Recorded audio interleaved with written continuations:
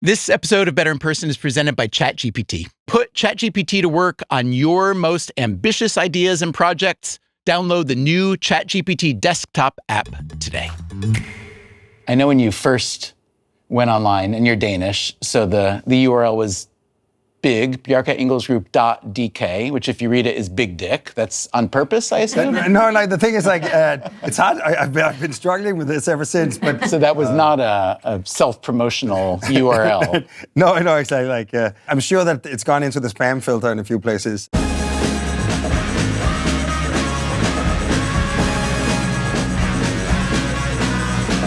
Hey there, it's Stephen Dubner. You may know me, but it's okay if you don't. From Freakonomics, the books with my friend Steve Levitt, and then Freakonomics Radio. And now I am doing this, a TV talk show. It's called Better in Person.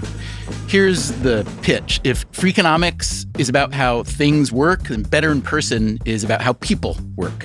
When I first started thinking about who to have on the show, I made a list, many lists actually, and one name always wound up near the top, Bjarke Ingels. If you already know something about Bjarke Ingels, you'll understand why I wanted him. And if you don't, well, you can thank me later. He is an architect in New York City and many other places. And there is a chance that he will go down as one of the greats. He started his first studio called Plot in 2001. Look how young he was. By the way, he told us that Bjarke means little bear in Danish. When he was 31, he founded Bjarke Ingels Group, or BIG. Let me show you a few things they have created. The Spiral in New York City, Lego House back in Denmark. They're currently building a baseball stadium for the old Oakland A's who are moving to Vegas. He's also working with NASA and a 3D printed company called Icon. They're trying to figure out how to do construction on the moon using mostly moon dust as the raw building material. I am making this new show in my living room, and we had just moved in. So Bjarke brought a housewarming present. I have a gift for you. It was synthetic moon dust that they had created for that NASA project. He poured some out. It looked like fine gray beach sand, or maybe the remains of your favorite pet. This was my first time meeting Bjarke. I had tried to get a coffee with him before we taped, but we couldn't make it happen. Bjarke Ingels can be elusive. But I started out as a reporter. I'm used to just hanging around places, so I went to hang out at the big offices in downtown Brooklyn. So we're talking to Bjarke next week. Yeah. But Bjarke, he's not in New York very much, and he's busy. He's really busy. He said he's going to call me sometime, so I actually took my phone off Do Not Disturb for a whole day. He didn't call. So I have a feeling he's just going to show up. You'll hear from him. You think? Yeah, I think so. He's very amiable. Okay, so we're interviewing him next week. There must be some question that you would really like to ask him yourself that you've never gotten the opportunity. Oh, man. Anything, wide open. Anything. And oh, my gosh. You know what? It can be anonymous, too. This feels very anonymous. Yeah. Oh, man. I'm really curious about his evolving take on the starting point for designing a building. And I think he's a step ahead of us. Yeah. So I'm thinking that either Bjarke Ingels is kind of wonderful on a variety of dimensions, or all of his employees are lying to me. But eventually, Bjarke showed up at my apartment. Yeah, so I've been looking forward to this. I remember the first time I saw one of your buildings was your first building in New York, Via 57, is that what it's called? Exactly. I saw it going up, I saw a skeleton, and I first thought, it's on the West Side Highway, and there are those maybe salt sheds that the highway department uses there. They're Exactly, right? Yeah. And I thought, they're building more salt sheds. Like I saw this amazing looking shape. I had no idea what it was. I'd never heard your name. And then as it started to flesh out, I thought it was just amazing and different and vibrant. And then I started to hear about you, and it seems that you're kind of amazing and different and vibrant as well. So I really appreciate your being here. Can you just say your name in the Danish? The Danish, exactly. Danish and English. No, exactly. So my name in Danish would be Bjarke Ingels. And I normally say in English, it's like saying BRK quickly, Bjarke. The firm is how big now? We are probably around 700 architects. And you're in how many? 8, 10 cities? Yeah, we are like in 7 cities. Copenhagen, New York, London, Barcelona, Los Angeles, Zurich, and Shanghai. I mean, you're pretty big. You're building a lot of big projects, but I'm just curious about the balance between the commerce and the creativity or the art or whatever you call it? I'm not a big one for titles. Also, I think you don't really need a title when you already named the company after yourself. But I am not. I'm not the CEO. My role is really like the creative director. Creative direction, exactly. Got it. And in that sense, I do have an important take on a lot of things.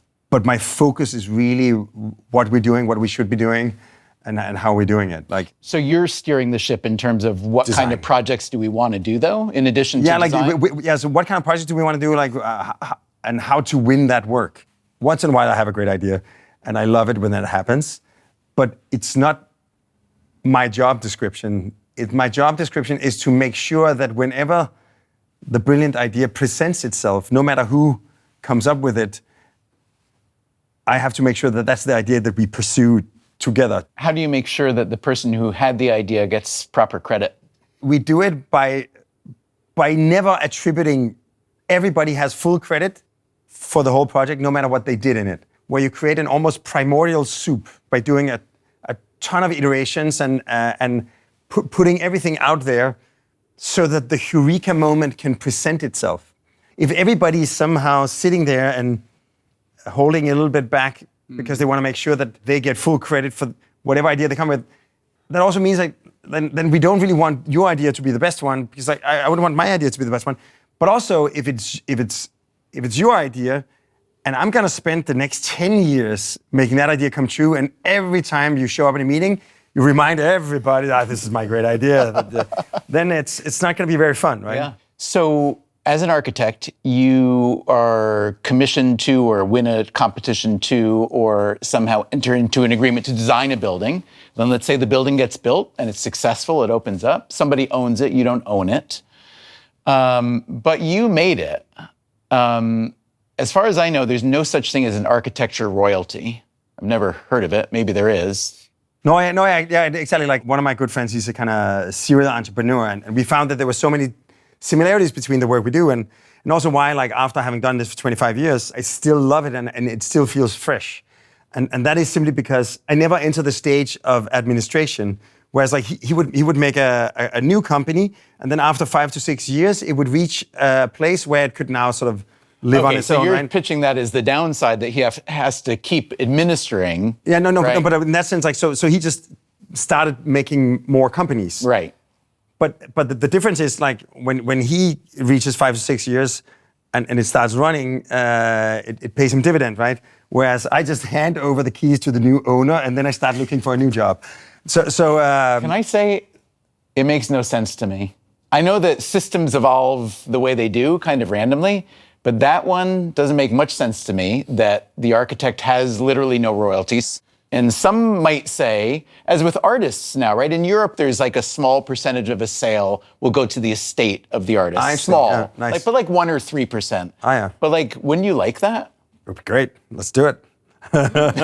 Here's the other thing about your field that makes no sense to me. The amount of training and the amount of intellect that goes into being an architect is large. The average salary in the industry is really low, considering if you look at years of education versus salary, it's hard to find something worse than architecture. I assume you do fine because you're the boss, but how do you think about that? And also, how do you persuade people to stay in it? Because we spoke with your people and they're loyal, but they're working very hard at something that they had to train for many years, and it takes a lot of talents that many people don't have, and then they're not rewarded very well. That's true. There's some systemic issues that would be great to figure out. I think you're, I mean, even a 1 to 2% royalty to the estate would be. Who can we talk to about game this? changing? Yeah. I mean, I would love to make the industry more profitable. The problem is architecture is an art form or profession where you have the combination of artistic integrity and technical liability.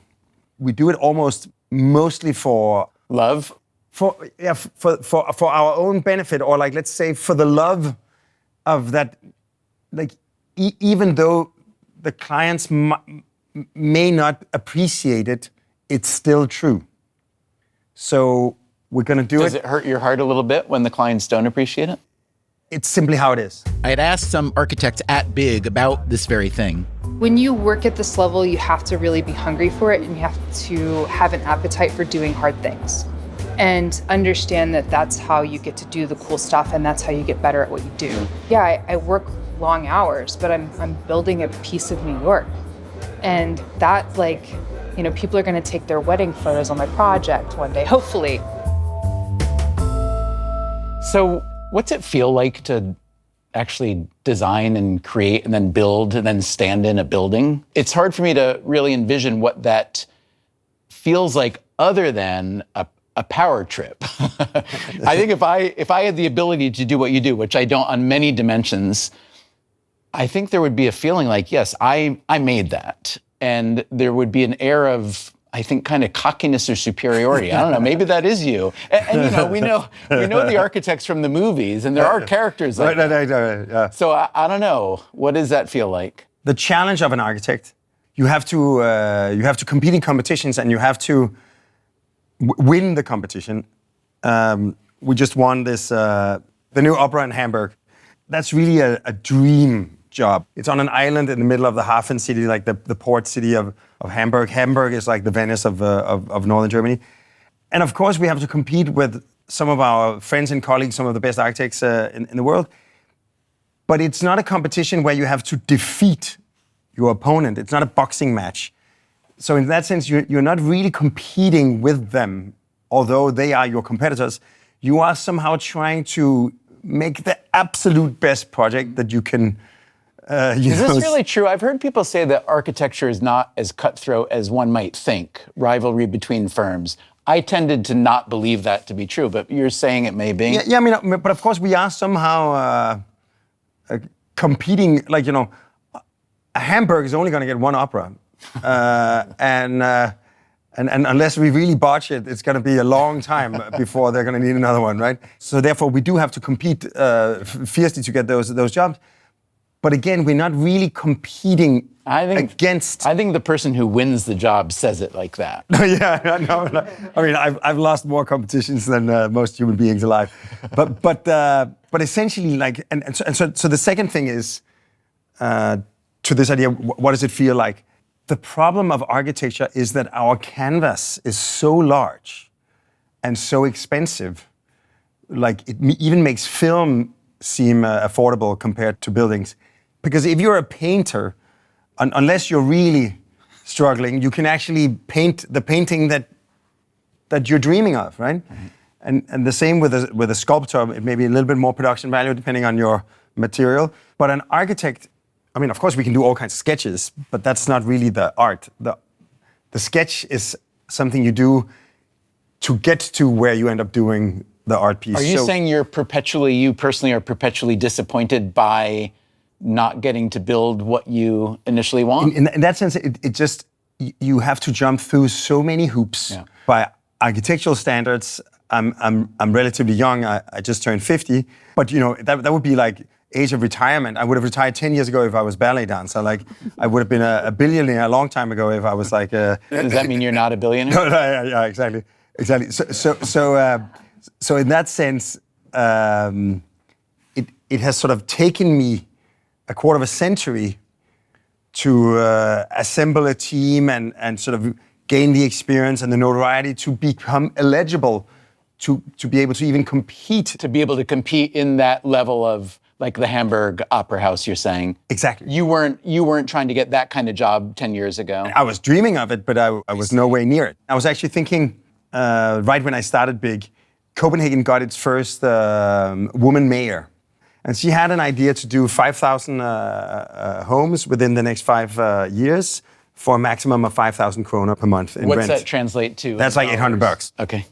Because we had just come through a little financial collapse internally in the office, I had some hands with not a lot of work to do. I like when you say a little financial collapse. Somebody told me that you're a fan of oxymorons. No, exactly. Like, I think the oxymoron is maybe the secret sauce to everything. But we can get into that.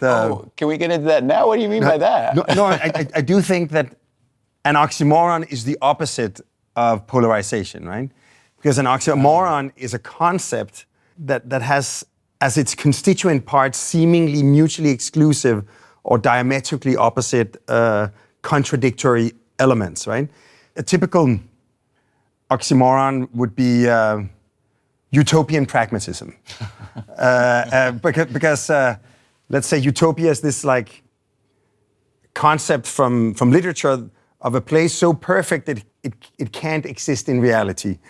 And pragmatism is dealing with the world as it is.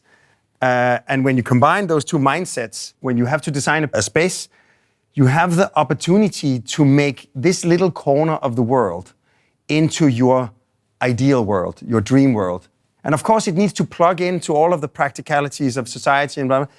But within that little constraint, you could actually make a pragmatic utopia. Mm. And the funny thing is, when you invited me to come and meet you, I was actually very excited to meet you because like Freakonomics has actually been a book that I really enjoyed because it is saturated, and because of your co-author's ability to sort of collect all of these incredible data sets, getting them from drug dealers and prostitutes and dating games and all kinds of random stuff where you thought, like, why is an economist dealing with this? But it's because they were undoctored data about things where we have a lot of assumptions out of preconception or prejudice. And I think when you can go beyond that, you start sort of understanding the world in a more real way. And I would actually say, like, in our work, simply by not boxing things into pre-established identities, you can create a space of opportunity where you might see new potential relationships that may seem contradictory or surprising, but can actually be even more obvious, even more right in a way, even though they feel wrong. I feel like you speak in oxymorons, actually. Seriously. I mean, like you want to be the person or a person who joins together things that weren't meant to be joined, that brings together some impossible combination. No, exactly. They were probably meant to be joined, but somehow landed in different boxes. I mean, one movie that I really enjoyed last year was Complete Unknown. Okay, yeah. And I was never that into Bob Dylan. I don't think he's more of an American phenomenon. But Can I say there are a lot of Americans who aren't into Bob Dylan either? I love him, but I would say, like, I love the movie, and I started listening to his music. Oh, good. But I think a lot of the people who love Bob Dylan didn't like the movie or whatever. Like, however, for someone who didn't know anything, what I loved about it, which I could so much recognize, is that the people who embraced him, to the beginning, they embraced the aspect of him that was akin to them. Mm. And anything that he allowed himself that transcended their very limited definition of their identity or the right identity, right, was so provocative to them that, like this idea that you really want to label things, and now it's here because you can either be here or there, and if you're not, if all of you doesn't fit here, then you're against us. If you want to live in a different world than the one that exists, you can always try to change it yourself. Bjarke is a father of two. His 7-year-old son, Darwin, lives here in New York. When Bjarke was buying a home in Brooklyn Heights, a historic neighborhood with an elevated promenade, he heard about plans to renovate the BQE, the Brooklyn Queens Expressway. The BQE is a famously bad stretch of urban highway that runs beneath the promenade. The city's renovation plan called for a temporary highway built at promenade level. Bjarke thought he had a better idea, and he pitched it to his new neighbors. You basically have Brooklyn Heights, okay. Then you have the promenade, and here you have 3 lanes in both directions. So then you have these berms that protect the park, the Brooklyn Bridge Park. So you have like one of the best parks in New York City here. And the river is over there. The river's basically, let's say, these are piers. So the river's here, and you have Manhattan over here, right? This berm has been built as a kind of nice backdrop visually for the park, but also to shelter the park from the noise. I see. From the highway, right? Yeah. We looked at it, and the plan that I found out was that they were planning to do a 6-lane highway on temporary stilts. I just saw that, if my son is 7 now, he could be like, he could have left home before he would ever know that there was a promenade, right? So then we thought, what you could do, maybe cut a little bit into the backside of these berms. You can do the 6 lanes, you put a lid on it, and you can repair it and make it a promenade. You have the same capacity of traffic. You create 10 hectares of new parkland, and there's even a few plots where you could develop some homes that could maybe offset the cost of doing it. So is this actually happening, or it's still a plan? We ended up presenting it at a Brooklyn Heights community meeting, and I think it's the only time where we did a community meeting where we got an applause. But everybody could see that this was probably better. Eventually, they stopped doing what they were doing. They got a new group to look into it, and we were sort of invited to assist in that process. What's the cost of that versus this? So this was also infinitely cheaper. Okay. Because you basically establish the highway on the ground. Yeah. You put a little lid on it. But there's got to be a bridge or a ramp somewhere down the way. That's going to be expensive, or no? Yeah, so there is the transition in either end that, of course, but like I like to say that some Swedish friends of mine, they gave me a T-shirt that says, if you think good architecture is expensive, then try bad architecture. Big has by now published several books. Bjarke brought up the first one when we sat back down. Our first book in the form of a graphic novel about architecture is called Yes is More. And Yes is More is this idea of not defining yourself by who or what you are against, not delineating this is right and all of that is wrong. But I like to say that the traditional idea of the revolutionary or the rebel is someone who is defined by who or what they are against. Right. But if your definition is who or what you are against, then you are by definition a follower in reverse. Because the others set the agenda, you just say the opposite, right? I love Yes is More. I think it's a great title, but is there a name for your philosophy about like what you're describing right now? It sounds a little bit like what you were saying earlier. It's pragmatic utopianism or utopian pragmatism, right. But do you have a kind of school of Bjarke Ingels thinking about the purpose of architecture? I mean, we can help you come up with one if you don't. No, exactly. But I think I have a feeling that by now maybe I would say like at some point like any kind of good board member would always say that you have to make a kind of a mission statement and a vision statement and blah blah. Do you believe that? I don't. Yeah, like I was never good at it, but then at some point, because we had grown a little bit, I thought, okay, so let's try to say, and I always had this idea that if you write things down, they almost die immediately. Like if you over-define things, there's no wiggle room for life within it, right? So, but then I thought like, okay, what is the least reductive or constraining statement that could be said that should be true for us? And then I tapped into this idea that the Danish word for design is formgivning, form giving. Because to design is to give form to that which has not yet been given form. In other words, to give form to the future. And like in some way, like Søren Kierkegaard, I really believe that life is lived moving forward, but it's understood looking backwards, right? Giving form to the future does seem like a good way to describe the projects that Big takes on. For example, this new building for the University of Kansas's Architecture and Design School. The building is called Maker's Cube. To make exposing everything look cool takes a lot more work and care and coordination than to hide it all. Every building needs to do something for the community, regardless of what the client wants. Right. It needs to be a good neighbor. It needs to provide something beyond what was asked of us. In a project, let's say just like the Hamburg Opera that we just won, I would say elements of it, some of the ideas that inhabit it were even born for a lost competition for an art museum. Are you allowed to recycle losing ideas? No, we have the IP of, it is our IP. When you enter a competition, do they pay you, for instance, to attempt to win the competition? And if so, does that win them any rights at all to the design? I mean, of course, like some clients want to make sure that they own the IP of the work we do for them. No one wants to get sued for, we don't want to be unable to do our kind of work. Yeah. just because we did it for someone else. Got it. I mean, but of course, we also don't want to repeat the same building.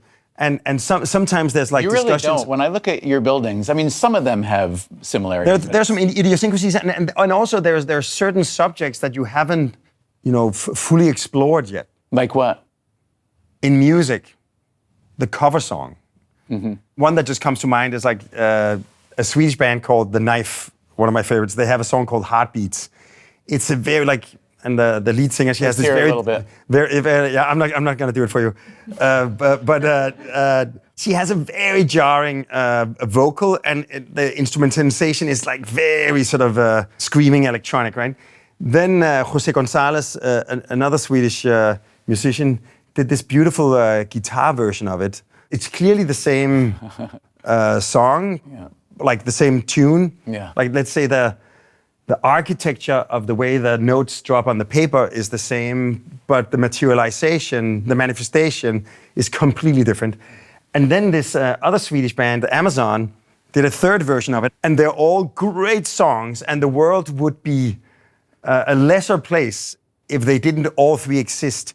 And imagine if just because they did this first one in this specific way, no other version could live.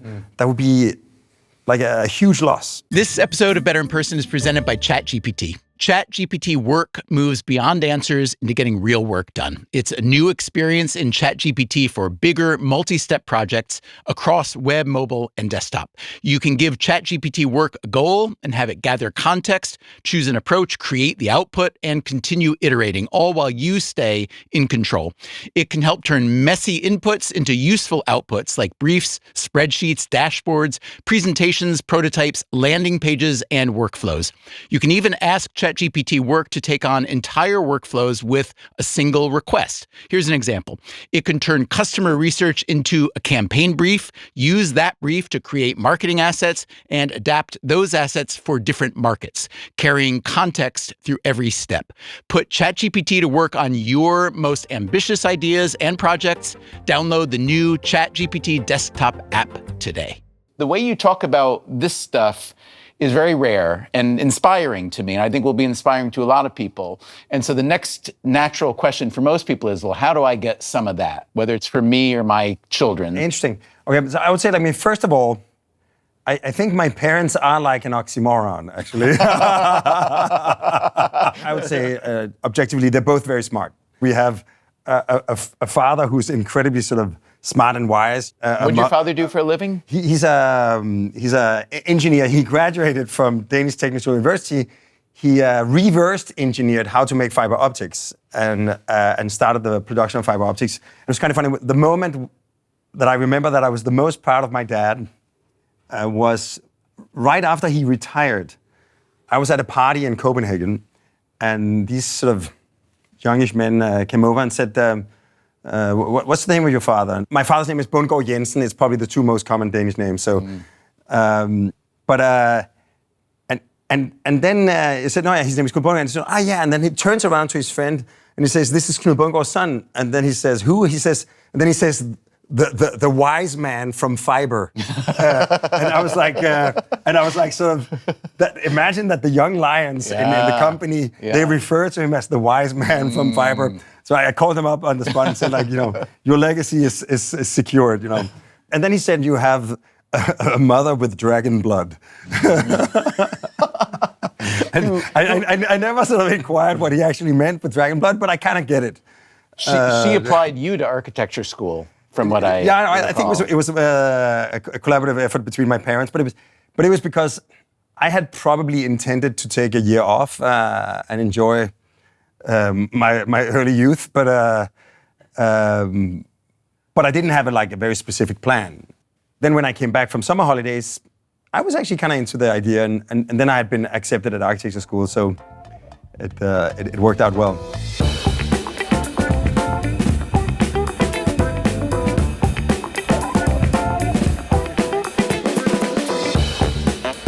Someone mentioned to me just in a conversation, it was my wife who you rode up in the elevator with, and she knows art much better than I do, visual art, and she thinks architecture is actually the highest form of art. Reasoning being, you can go see the most amazing piece of visual art, maybe 1 million people will see it in a year, whatever, but you take it in and it may affect you and 1 million people, but it's kind of still individual. Whereas a piece of architecture, a building, a plaza, a living room, whatever, it changes behavior in a way that is often, huge across ages, across many, many people. So you're an architect. I would assume that you like that characterization, but I don't know. You tell me. What do you think?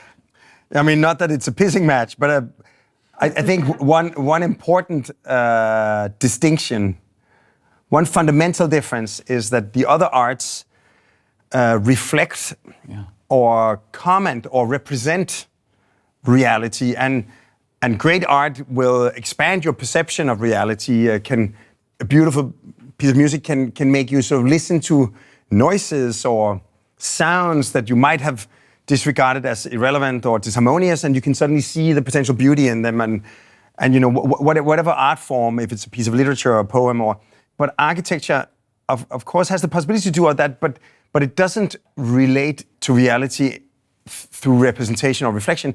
It relates to reality by producing it. So in that sense, architecture ends up becoming the world we live in, that we inhabit. So is that a yes then? Is it a form of art? I think it is. Do you think of yourself as an artist? I definitely think of myself as an artist, but my canvas is reality. In 2020, I made a kind of confessional, because sometimes you can also shield yourself against disappointment and failure by not truly confessing your dreams, right? So, and at that point, I had practiced for 20 years, and we'd definitely done some great and exciting and significant things. You're winning awards, the business is growing, yes? But at that point, I thought, I still haven't gotten an opera, for instance. And then I just realized, I'm not really getting there. We'd done some things, but so then I ended up making a bucket list of I think I put an opera house, a philharmonic, an airport, a stadium, and a library, a kind of national library, right? Yeah. And then I gave speeches in the studio about why this was important, and I got everybody to agree that we would be willing to overinvest up to 25% of our earnings to win these kinds of opportunities when they presented themselves.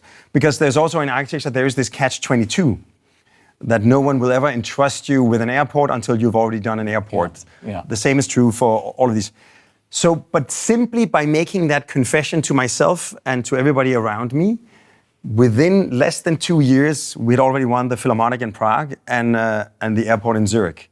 So it felt, and I don't believe in the secret or in the power of manifestation as some kind of a...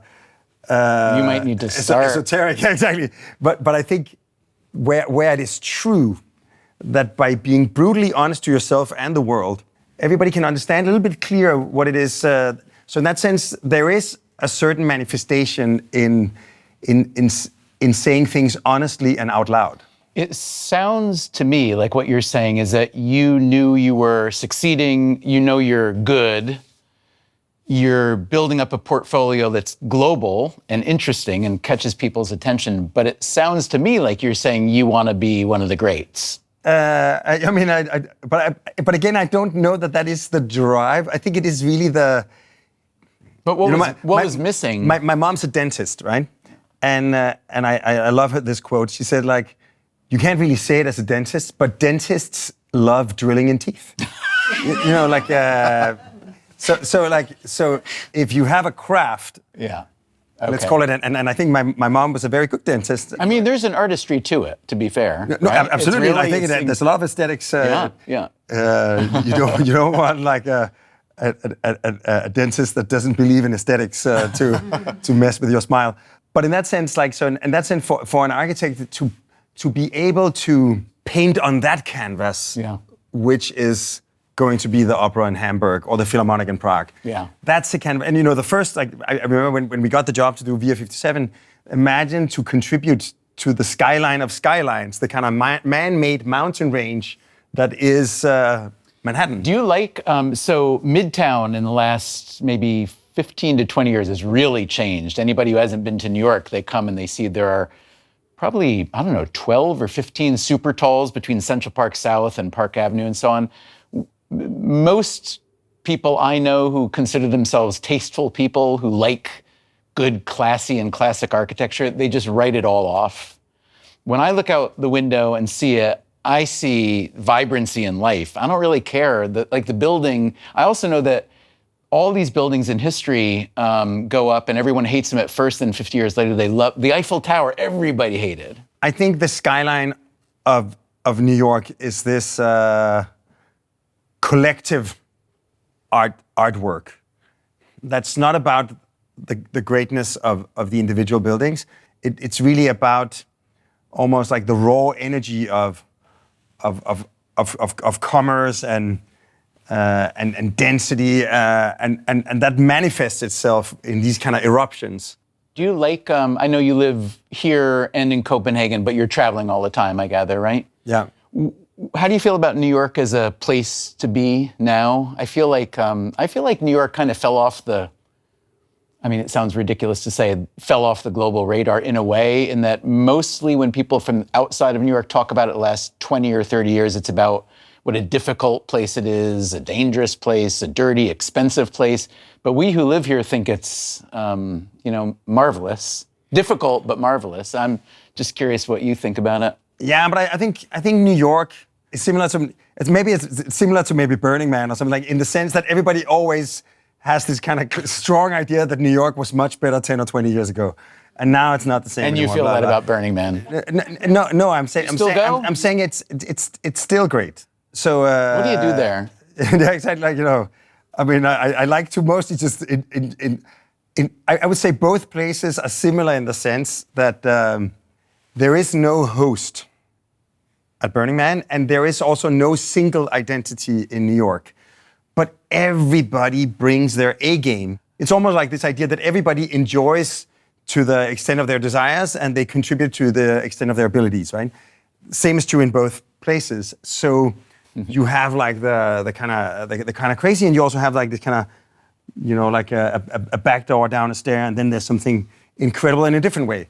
And that happens in both places because the absence of a single unifying identity creates this kind of canvas for a cacophony of offerings and priorities. And therefore, it's also because they have such notoriety, and a lot of people have had great pivotal moments in both places at a certain time in their life. But the truth is, you cannot enter Narnia the same way twice. Like, so the wardrobe is one way in there, and then you have to find another way into Narnia. So therefore, of course, when you return, you're not going to find what you found when you were 22, right? What's a building that you wish you had designed? I mean, I would have loved to have designed the Sydney Opera.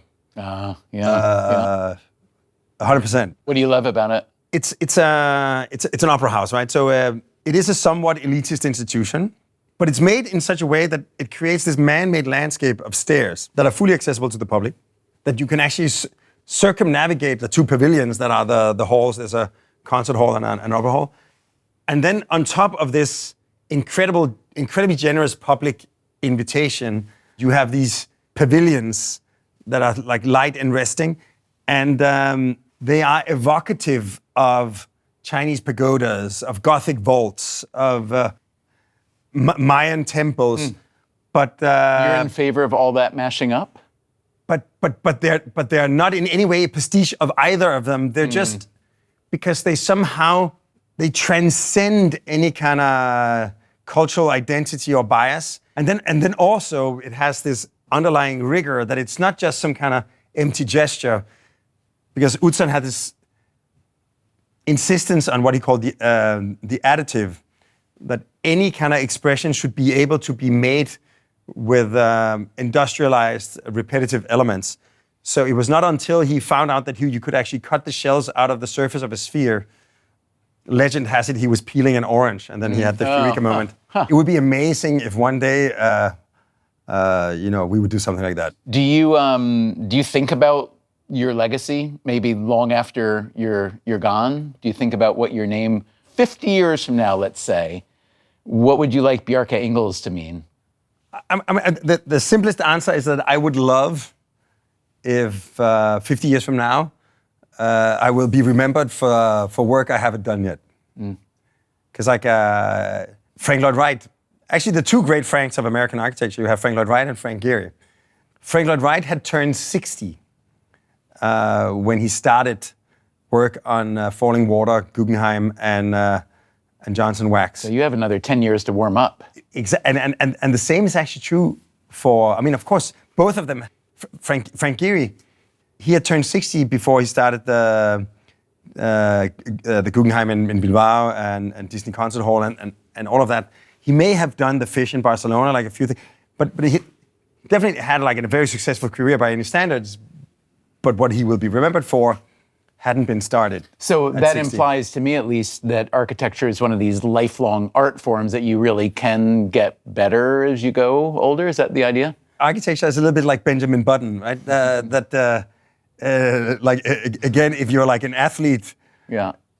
you should retire at 30, right? Like, and also there's the feeling when you're an athlete that every day past 25, you're declining. Whereas you have the opposite, really. No, exactly. But it's frustrating when you're 25 in architecture. Yeah. But it definitely has its merits later in life. Yeah. I knew of you from reading about you, and I suspected that you would be interesting to talk to and fun and would illuminate a lot of things. But like I maybe envisioned it on a scale of 8 and like you were a 12. So I'm so happy for you that you've accomplished what you've accomplished. But even better, I know that you really haven't even started yet. So I'm going to keep an eye on you for the next 10 years. So cheers to you, man. Yeah, cheers. Yeah. Thank you so much for coming. It's really, I like having a house where Bjarke Ingels has been. I'm not kidding. It feels really good.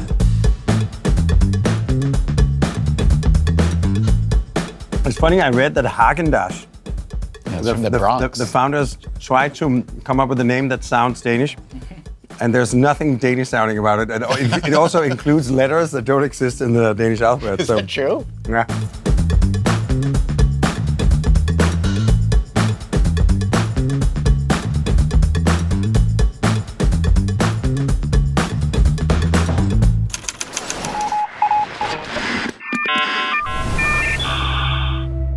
Thanks again to ChatGPT for sponsoring today's episode of Better in Person.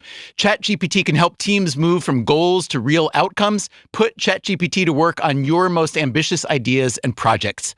Download the new ChatGPT desktop app today.